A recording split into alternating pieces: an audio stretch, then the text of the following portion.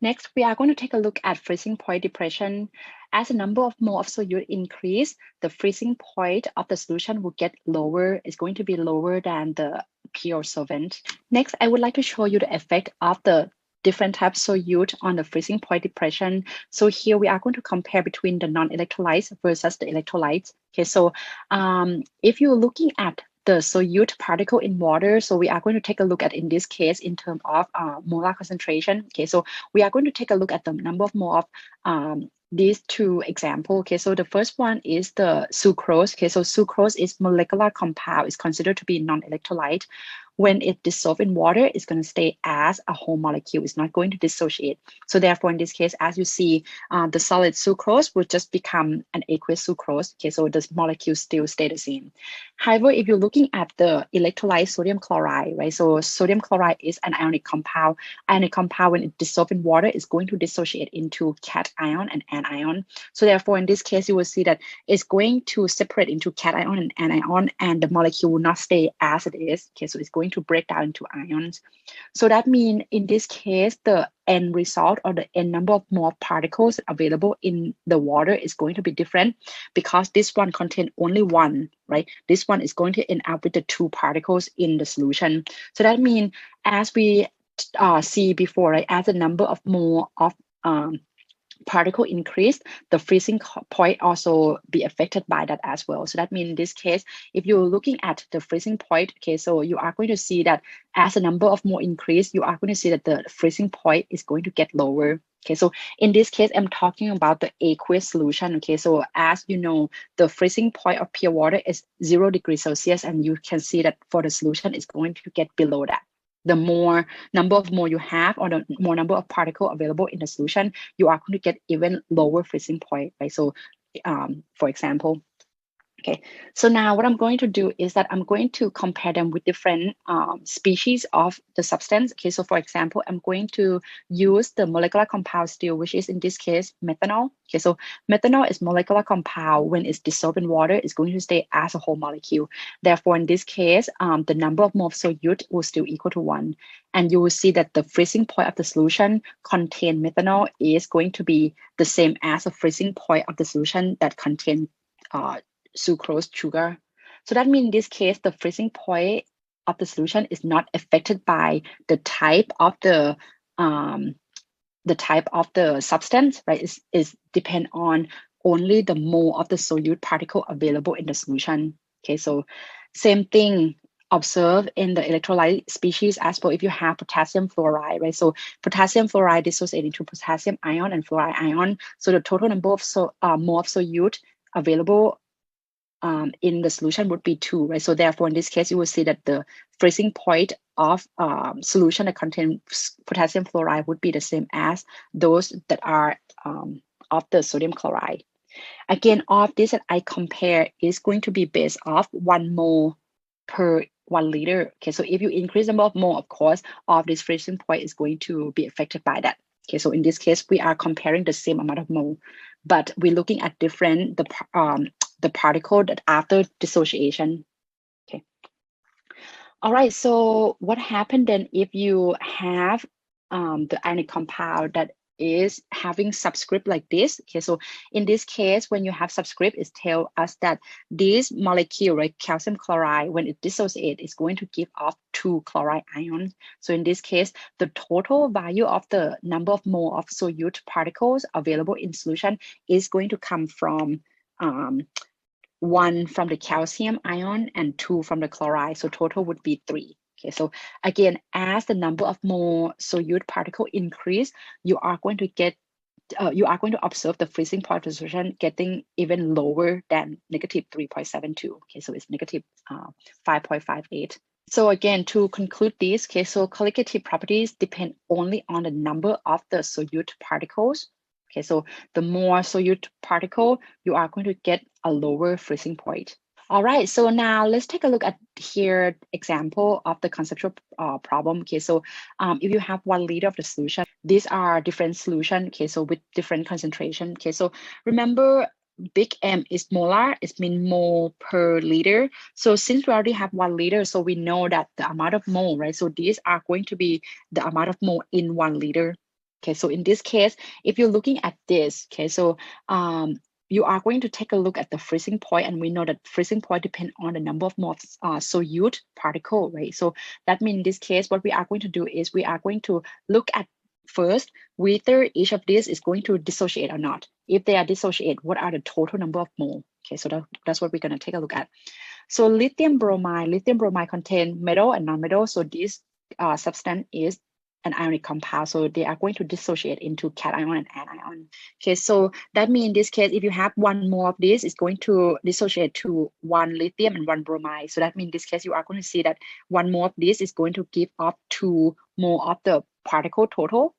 But we have less than 1 mole, right? Because we have only 0.015 mole per liter. So in this case, the total number of mole is going to be 2 times 0.015. Okay, so it's going to come out equal to 0.03 mole. Okay, you are doing the same thing for choice B. Okay, so choice B, we have potassium metal and we have polyatomic anion phosphate. So that means it's going to dissociate into cation and anion. Okay, so we have 3 potassium and we have 1 phosphate. So it's going to dissociate into 3 potassium and 1 phosphate. You might ask me, how do you know about the charge? Again, this is go back to Chem 121, right? So we know that group 1 is +1, group 7 is -7. And for polyatomic ions, they are going to have that charge based on the list of polyatomic ions, right? So that's how I know phosphate -3. So that means the total number of mole of these, right? If these contain 1 mole, you are going to get 3 mole of potassium and 1 mole of phosphate. So total would be 4 mole. But we have less than 1 mole. So therefore, in this case, what you are going to get is the total number of ions would be 0.015 times 4. Okay, so you are going to get only 0.06 mole. Okay, the last one, we have all non-metal together. So that means this compound is molecular compound. Molecular compound will not dissociate. So it's going to stay as it is. So in this case, it's going to be the same, right? So the number of mole here is going to equal to the number of mole here because it doesn't dissociate. Okay, so it's going to equal to the original number of mole. So if you're looking at this, right, so as we see earlier, the more number of mole of solute particle is going to cause the freezing point to be even lower. So in this case, if you want to rank the freezing point from the lowest to highest, the lowest one would be the one that contains the highest amount of mole of the solute particle. So that would be B, right? And the highest one would be C because C is containing the least number of mole of solute particle. Next, let's take a look at the calculations that involve with the freezing point depression. So this is the equation that we are going to use for this topic. Okay, so the delta TF is going to be the change in the temperature of the freezing point. It's going to be the difference in temperature between the pure solvent and the solution. Okay, the freezing point of the pure solvent and the freezing point of the solution. Okay, so I is the constant. It's called Van Hoff factor constant.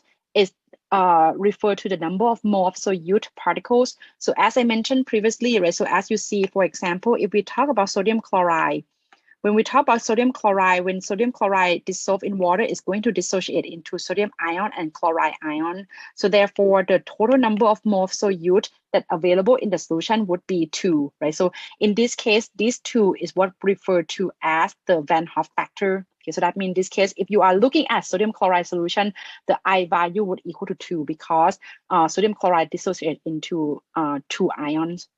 Okay, so M is the molar concentration, is the mole of solute per kilograms of solvent, and Kf is the constant. Okay, so it's called freezing point depression constant.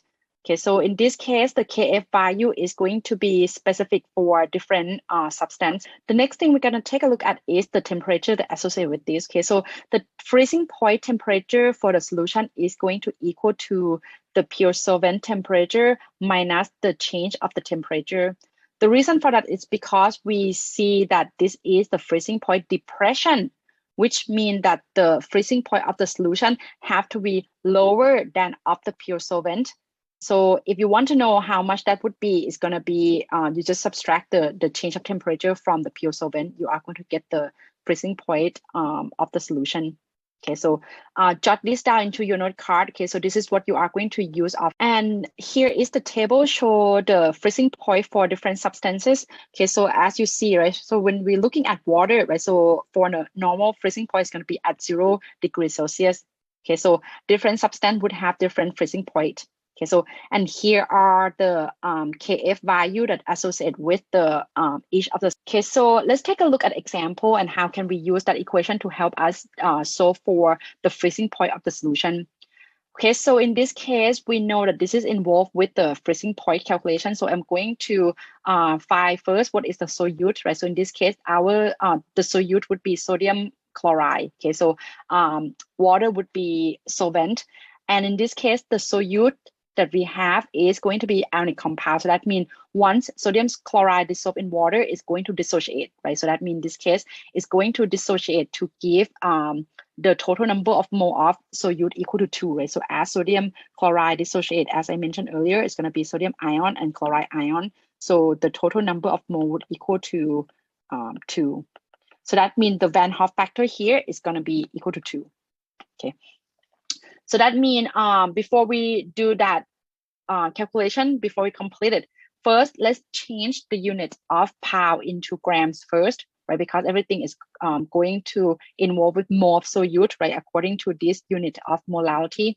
So convert this into grams by using this conversion right here, and then you are going to use sodium chloride molar mass in order to convert to mole. Okay, so now you have mole. The next thing we're going to look at is we are going to take a look at the volume of water. Okay, so volume of water is 500 milliliter. Okay, so we want to know kilograms of water, right? Because the molar concentration is mole of solute over kilograms of solvent.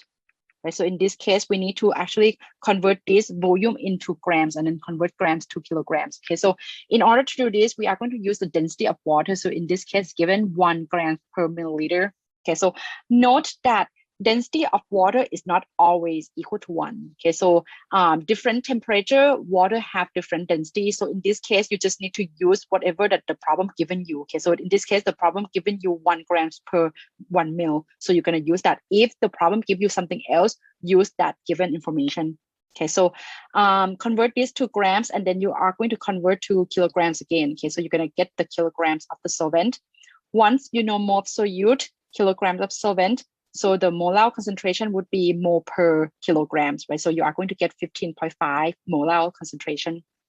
Okay, so the next thing we're going to do is that we are going to find out the change in temperature. Okay, so we are going to put in the Van Hoff factor in this case. Okay, so it's going to be equal to 2 according to what I mentioned earlier of the dissociation of sodium chloride, right? So molar concentration would be 15.5. Okay, molar, and then the Kf value for this is given 1.86 degrees Celsius per molar. So as you see, the concentration will cancel out, so the change in temperature would come out in degrees Celsius. Okay, this is not your final temperature. It just tells you the difference between the solution freezing point and the pure solvent freezing point.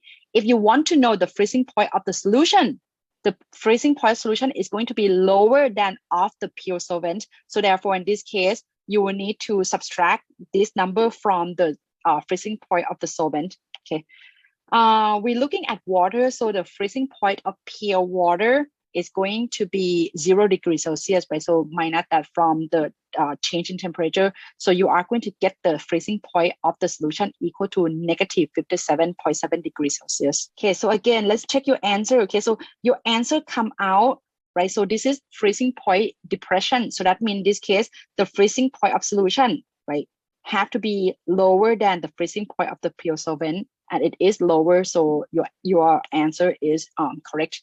Okay, so that's how you check your answer. The next effect we are going to take a look at is boiling point elevation. Okay, so as the number of mole of solute increase, okay, so the name imply, right, it's going to elevate the boiling point. So that means the boiling point of the solution is going to increase, is going to be higher than of the pure solvent. Okay, so the calculation that involved with the boiling point elevation is going to be similar to of those for the freezing point depression, but instead of having the subscript F, we are going to change those into subscript B instead. Okay, so this is going to refer to boiling point.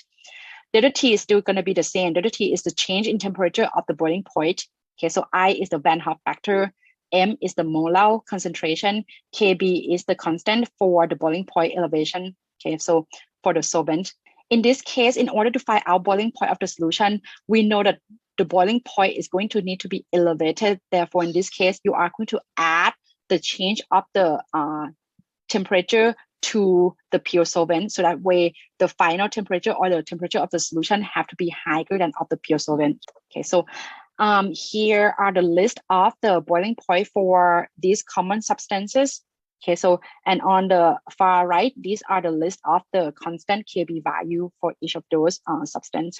All right, let's take a look at an example. Okay, so in this case, we are going to calculate for the boiling point of the radiator fluid. Okay, so that contain 50% antifreeze by mass. Okay, so let's take a look at 50% antifreeze first by mass. What does it mean? Okay, so in this case, it means that in 100 grams of the solution, you are going to have only 50 grams of antifreeze, right? Because percent mean out of 100. So in this case, it's going to be out of 100 grams of solution. Okay, so that means in order to looking at this, right? Because it doesn't give you anything else. It doesn't give you any chemical formula of the solute. So we are going to assume that the antifreeze is going to be the non-electrolyte. So the Van Hoff factor will equal to 1. Okay, so if it doesn't give you any chemical formula, just assume that the I value is equal to 1. Next thing, before we plug everything into this equation, we'll need to find out the molar concentration first. Okay, so in order to find out molar concentration, we need to find out mole of the solute first. Okay, so we are going to divide grams of the solute by its molar mass to get the mole. Okay, and then the next thing is to get the grams of the solvent. Okay, so we are going to have only 50 grams of the solvent. The reason for that is because the solution contains 100 grams. So that you already have 50 grams of antifreeze. That means the other 50 grams would belong to water, right? So convert this into kilograms. You are going to get kilograms of the solvent. Okay, so divide them by each other. You are going to get molar concentration. Okay, so therefore the change in temperature for boiling point would equal to the Van Hoff factor 1. Molar concentration is going to be 16.1, and then Kb is given 0.512 degrees Celsius per molar. So again, unit cancel out. So your change in temperature would come out equal to 8.249 degrees Celsius. Okay, so now again, this is boiling point elevation. So that means your boiling point of the solution have to come out greater than the boiling point of the pure solvent. Okay, so pure solvent, which is water, boil at 100 degrees Celsius. Therefore, in this case, boiling point of the solution would be, it have to be higher than 100 degrees Celsius, right? So it's come out to be 108.2 degrees Celsius. Okay, so that's your answer. The last example of colligative property would be osmotic pressure elevation. Okay, so in this case, the name implies as well as the number of mole of solute increase, the osmotic pressure is going to also increase as well. Before we take a look at osmotic pressure, let's take a look at osmosis process first. Here is the tube that contains pure solvent on this side, and the other side is contains solution with high concentration of solute. These two are going to separated by semi-permeable membranes that allow small molecules such as water to pass. Okay, so water is going to move toward the high concentration of the solute. The movement of the solvent toward the solution with high concentration of solute is what we call osmosis. And once the water moves, it's going to raise the height of the solution. So the difference in height of these is what we refer as the osmotic pressure. The osmotic pressure can be calculated using this equation right here. This is osmotic pressure in atm. I is the Van Hoff factor, m is molarity, mole per liter, r is the gas constant, and then T is the temperature in Kelvin. Okay, so again, everything have to be based off the R gas constant. So here is an example of osmotic pressure calculations. Okay, so we are given glucose as the solute. So glucose is molecular compound. So therefore the Van Hoff factor will equal to 1. Okay, so in this case, before we plug it into the equation, we will need to find out the molar concentration first. Okay, so molar concentration is rely on mole of the solute. So we need to convert grams of solute by using its molar mass to mole. Okay, and then we are going to divide the mole of solute by the volume of the solution. Okay, so you need to convert this milliliter to liter first. Okay, so, and then you are going to get 0.7399 mole per liter. Okay, so to find out the osmotic pressure is going to be Van Hoff factor multiplied by molar concentration, multiplied by the gas constant, and multiplied by the temperature in Kelvin. Okay, so you need to convert this 25 degrees Celsius to Kelvin, and you are going to get the osmotic pressure of 18.1 atm. Real-life example of osmosis can be found in how water molecules flow in and out of the cell. For example, in hypertonic solution, where there are more of the solute molecule outside the cell than in the cell, the water in the cell would flow out, right, causing the cell to shrink. Okay. Whereas if you have high concentration of the solute within the cell, then the water molecule is going to flow into the cell, causing the cell to expand or even rupture if it's too much. Okay, so, and if you have the amount of mole of solute outside the cell and in the cell are about the same, then there is no osmotic flow. Another example would be dressing contain a lot of solute, so the water within the lettuce cell is going to flow out, causing the lettuce to wilt. Okay, so on the other hand, if you want lettuce crisps, right, so you can just soak it in water. So the water is going to flow into the cell, causing the cell to expand, making the lettuce to be crisp. So far, what we see is the osmosis process, where the water is going to flow from the low concentration of the solute to a higher concentration of the solute, right, through the semi-permeable membrane, right? When we talk about reverse osmosis, it's going to be the opposite. Okay, so this is when you are going to apply the external pressure in order to force the water to flow from the higher concentration of the solute to a lower concentration of the solute. The reverse osmosis idea is actually can be used in the water filtration. Okay, so for example, in this water filtration system here at stage 4, the RO membrane is referred to the reverse osmosis membrane. This membrane is only allowed for water molecule to pass through. So that means if you have contaminant water, and when you normally the regular osmosis process is going to be water flow to that, right? But in this case, we are doing the reverse osmosis. So which means that when the pressure is applied, the pressure is going to push only water molecule to pass the membrane and leaving all the contaminants behind. So that means in this case, you are able to filter out just pure water just through the semi-permeable membrane. Okay, so through the reverse osmosis process. Okay, so to summarize what we just learned, okay, so in this lecture, chapter 11.7, we learn about the two concentration units that used in colligative property. One is molality and the other one is mole fraction. Okay, and then you're looking at these colligative properties, you're looking at in terms of conceptual part, and you're also looking at the calculation part as well. Please start working on your homework as soon as possible.